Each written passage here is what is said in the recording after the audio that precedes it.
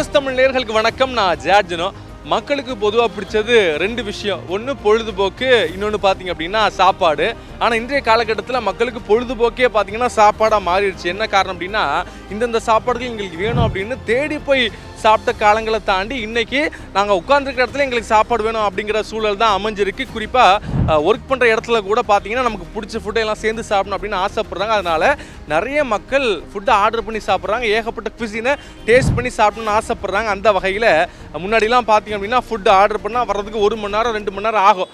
இப்போ 10 நிமிஷத்துலேருந்து ஒரு 1/4 மணி நேரத்துக்குள்ளே ஃபுட்டு வந்துடுது அப்படின்னா அப்போ யோசிச்சு பாருங்கள். அவ்வளோ ஃபுட் டெலிவரிஸ் இருந்தால் கூட நிறைய பேர் பண்ணுறாங்கன்னா அந்த அளவுக்கு ஃபுட் டெலிவரி பார்ட்னர்ஸ் அதிகமாகிட்டாங்க அப்படின்னே சொல்லலாம். இன்னொன்று அது நிறைய பேருக்கு ஒரு மிகப்பெரிய வாழ்வாதாரமாக அமைஞ்சிருக்கு. அந்த வகையில் அந்த ஃபுட் டெலிவரி பண்ணுற பார்ட்னர்ஸ் இருக்கிறாங்க இல்லையா, அவங்களுக்கு ஒரு ஏகப்பட்ட கோரிக்கைகள்லாம் இருந்துச்சு. நாங்கள் ஒரு அப்பார்ட்மெண்ட்டுக்கு போனால் எங்களுக்கு ஒரு குடிக்க தண்ணி கேட்டால் கூட கொடுக்க மாட்டுறாங்க, எங்களால் ஒரு சின்ன இடத்துல ரெஸ்ட் எடுக்க முடியல அப்படின்னு ஏகப்பட்ட கோரிக்கைகள்லாம் வச்சுருந்தாங்க. அந்த வகையில் அதுக்கு தமிழ்நாடு அரசும் பெருநகர சென்னை மாநகராட்சியும் செவி சாய்ச்சிருக்கு அப்படின்னு தான் சொல்லணும். ஏன்னா அவங்களுக்காக இணைய தொழிலாளர் கூடம் அப்படின்னு ஒன்று அமைச்சிருக்கிறாங்க.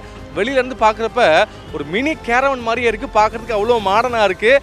பார்க்குறப்ப ரொம்ப அழகாகவே இருக்குது. குறிப்பாக சொல்லணும் அப்படின்னா வெளியிலேருந்து பார்க்குறத விட நேராக உள்ளே போனால் ஒரு ஃபுட் டெலிவரி பண்ணுறவங்களுக்கு என்ன தேவைன்னா ஒரு இலைப்பாறல் தேவை. அந்த வகையில் உள்ளே போய் உட்காரதுக்கு ஒரு நல்ல பெஞ்சு போட்டிருக்கிறாங்க. கிட்டத்தட்ட ஒரு 15 பேர் உட்காரக்கூடிய அளவுக்கு நல்ல பெஞ்சுகளாக போட்டிருக்கிறாங்க. அதே மாதிரி உள்ளே போனோடனே நமக்கு வந்து ஒரு காற்று தேடும். சரி, ஓகே, நல்ல காற்று வந்தால் நல்லா இருக்குமே நினைக்கிறப்ப உங்களுக்கு காத்தாடிலாம் வேண்டாம், உங்களுக்கு நாங்கள் ஏசியே தரோம் அப்படிங்கிற மாதிரி ஒரு குளிராக ஒரு ஏசியை கொடுத்துருக்குறாங்க. உள்ளே போய் உட்கார்ற ஃபுட் டெலிவரி பண்ணுறவங்க ரொம்ப சந்தோஷமாக உட்காந்துருக்கிறது நம்மளால் பார்க்க முடியுது. அதே மாதிரி வெளியில் பார்த்தீங்கன்னா ஏகப்பட்ட வெப்பம்.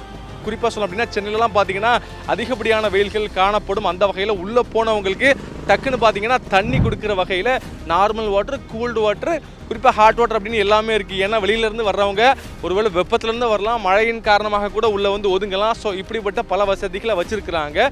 இன்னொன்று ஃபுட் டெலிவரி பண்ணுறவங்க ரொம்ப கஷ்டத்தோடு சொன்ன விஷயம் என்ன அப்படின்னா, நாங்கள் நிறைய இடத்துல ஃபுட் டெலிவரி பண்ண போகிறோம். ஸோ ஃபுட் கலெக்ட் பண்ணுற ஹோட்டல்ஸ்லேயும் சரி, அப்படி ஃபுட் கொடுக்க போகிற இடத்துலையும் சரி, எங்களால் ஒரு பாத்ரூம் வருது அப்படின்னு எங்களால் கேட்க முடியல. அப்படி ஹோட்டல்ஸில் கேட்டால் கூட அவங்க எங்களை அலோவ் பண்ணுறதில்ல அப்படிங்கிற மாதிரிலாம் சொல்லியிருந்தாங்க. அந்த வகையில் உள்ளே பார்த்தீங்க அப்படின்னா வெஸ்டர்ன் டாய்லெட்டோட நல்ல பாத்ரூம் வசதிகளை செஞ்சு கொடுத்துருக்குறாங்க. உள்ளே பார்த்தீங்கன்னா முகம் கழுவுறதுக்கு ஒரு நல்ல வாஷ் பேஷன் இருக்குது, கண்ணாடிகள்லாம் பொருத்தப்பட்டிருக்கு. ஸோ இப்போதைக்கு இங்கே இருக்கிற ஃபுட் டெலிவரி பார்ட்னர்ஸ் ரொம்பவே ஹாப்பியாக இருக்கிறாங்க. அதே மாதிரி இதை கண்காணிக்கிறதுக்கு பார்த்தீங்க அப்படின்னா உள்ள கேமராஸ்லாம் பொருத்தப்பட்டுக்கிட்டு இருக்குது. என்ன காரணம் அப்படின்னா எப்போவுமே கேமராக்கள் இருந்தால் தான் உள்ளே என்ன பண்ணாலும் நமக்கு நல்லபடியாக தெரியும். ஒருவேளை ஏதாவது அசம்பாவிதங்கள் நடந்தால் கூட உடனடியாக அது சில பேருடைய கண்களுக்கு போகும், அதை மாற்றி அமைக்கப்படும் அப்படிங்கிறதா விஷயம். செய்திகளை உடனுக்குடனும் துல்லியமாகவும் தெரிந்து கொள்ள சப்ஸ்கிரைப் பண்ணுங்க.